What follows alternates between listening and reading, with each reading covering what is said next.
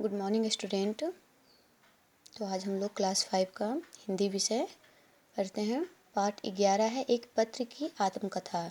इसमें पत्र के बारे में कहा गया है। यह पत्र जो है वो खुद अपनी आत्मकथा लिख रहा है, अपनी जीवनी वो खुद बता रहा है। मैं एक पत्र हूँ, मैं उम्र में बहुत बड़ा नहीं हूँ, हाल ही में मेरा जन्म हुआ है। कब हुआ है? 3 अगस्त 2011 को। मेरा जो जन्म स्थान है गया जिले के धर्मपुर गांव है। धर्मपुर में एक लड़की रहती है जिसका नाम शांति है, और साथ में ये जो शांति है वो क्लास 5 में पढ़ती है, 5वीं क्लास की छात्रा है। शांति का एक चचेरा भाई है जो कि रमेश, वह दिल्ली में रहता है।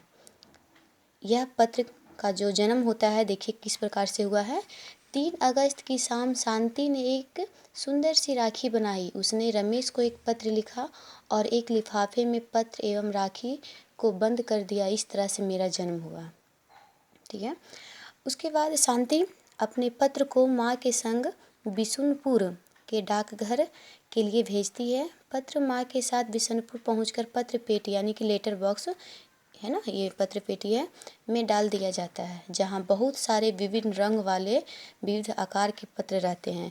कुछ पीला रहता है, कुछ लाल रहता है, फीके नीले रहते हैं, कुछ पीला ढंग का है ना, कुछ सफ़ेद है, खाकी लिफाफा है, कुछ लंबे हैं, कुछ चौड़े हैं, यानी कि सब अलग अलग है और सब अलग अलग जगह जा रहे हैं। विदेश जाने वाले पत्र भी थे जो सफ़ेद थे और उस पर लाल व नीली धारियाँ बनी थी, जो प्रायः हवाई जहाज़ से भेजे जाते थे। यानी कि हवाई जहाज़ से जो बहुत विदेश में है ना, वहाँ बस से या रेल से नहीं, अमेरिका जैसे जाना है तो हवाई जहाज़ से जाना है।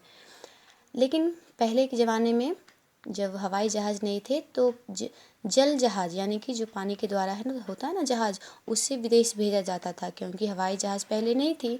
समय पर लेटर बॉक्स का ताला खुला, खटाक सा है ना, ताला खुलने की आवाज़ आई इस प्रकार से, और इसे डाकिया खोलता है।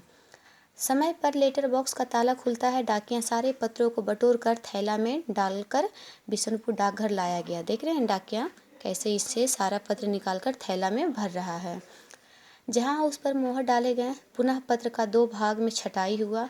एक तरफ था जिले से बाहर जाने वाली और एक था दूसरे जिले में। जैसे गया है तो गया जिले का जितना भी लेटर बॉक्स था एक थैला में, और गया जिले के जो बाहर जाने वाले थे उसको अलग थैला में रखा जा रहा था। बाहर जाने वाले सभी पत्रों को आरएमएस का अर्थ होता है रेलवे मेल सर्विस, है ना, जो है रेलवे मेल सर्विस, लिखे बोरे में डालकर गया जिले डाकिया अलग अलग बोरे में रख रहा था। यह कार्यालय प्रायः हर एक बड़े स्टेशन पर होते हैं। इस कार्यालय में भी हर एक पत्र को दिशा के आधार पर पहले 2 भागों में बांटा गया, पूर्व जाने वाली तथा पश्चिम की ओर जाने वाली, यानी कि डाउन लाइन और अप लाइन।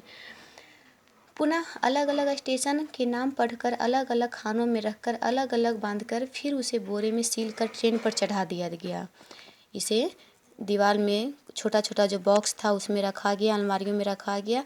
फिर उसको मैडम आती है, उस पत्र को इधर उधर करती है अलग अलग डिब्बे में।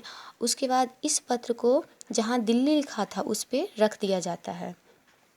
पुनः देखते हैं, थोड़ी देर में एक डाकिया ने हमें निकालकर एक बोरे में डालकर बंद कर दिया। बोरे में परे परे मुझे नींद आ गई। हर थोड़ी देर में झटका पड़ता, मानो बोरे को उठाकर कोई कहीं पटक हो रहा हो। जब मेरी नींद खुली तो ज़मीन हिल रही थी और रह रहकर सीटी की आवाज़ आ रही थी। मैं समझ गया कि मुझे गया जंक्शन से दिल्ली की रेलगाड़ी पर चढ़ा दिया गया है। पूरे 18 घंटा चलने के बाद हम दिल्ली स्टेशन पहुँचे। गाड़ी से निकाल कर हमें एक लाल रंग की छोटी बस में लाद दिया गया। इस तरह मैं दिल्ली के बड़े डाकघर में पहुंचा। वहां के डाकिया ने मुझे अपनी थैली में डाल लिया और हम एक साइकिल पर निकल पड़े। हर जगह मेरी मुलाकात नए मित्र एक पत्र से होती और पुराने जो मेरे मित्र साथी थे वो छूट जाते। डाकिया ने मुझे किसी के घर के दरवाजे के नीचे से अंदर सरका दिया। जैसे ये दरवाज़ा है, अंदर से ऐसे पत्र फेंक दिए, सरका दिया। थोड़ी देर बाद रमेश की माँ बाहर गई थी, घर आती है तो उन्होंने मुझे उठाकर मेज़ पर रख दिया।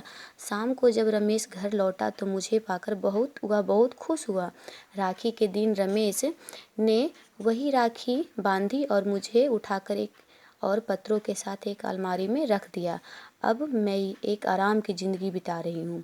पत्र कह रहा है कि जब उसकी माँ आई तो उठाकर मेज़ पर रख दी थी और राखी के दिन वह रमेश उसी राखी को बांधता है और पत्र पढ़ता है, फिर पत्र को अलमारी में रख देता है और मैं ज़िंदगी आराम से बिता रही हूँ।